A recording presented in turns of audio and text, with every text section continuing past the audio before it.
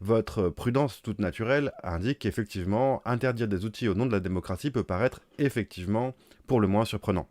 Et pour le coup, je ne suis pas de l'obédience de Raphaël Glucksmann, loin de là, mais force est de constater qu'il y a du sens dans les propos qu'il tient, dans la proposition qu'il amène. Pourquoi? Parce que plusieurs scientifiques ont réalisé des études sur TikTok et sur Twitter notamment.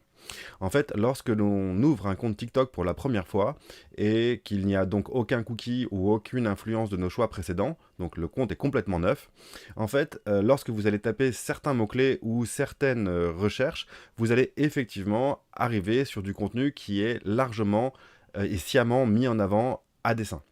Là, typiquement, je parle du terme islam. Lorsque vous allez effectivement taper sur TikTok une recherche concernant l'une des trois religions monothéistes de l'histoire, en fait, vous vous rendrez compte assez rapidement que dans les 5 premiers résultats en général, vous avez du contenu d'obédience salafiste.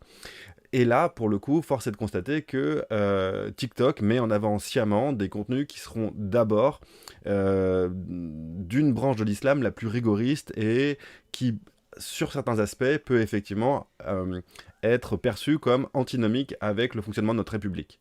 Le but étant, à mon sens, d'influencer et de cliver au sein de la population française sur une thématique absolument essentielle qu'est la religion. Ne pensez-vous pas que Xi Jinping et que la politique qu'il mène vise justement à diviser les démocraties qu'il trouve notamment décadentes? Donc ça, c'est le point par rapport à TikTok. C'est comment être sûr que l'information qui nous parvient et que l'on recherche sur TikTok n'est pas influencée, ou en tout cas ne cherche pas et ne vise pas justement à créer un clivage dans la population.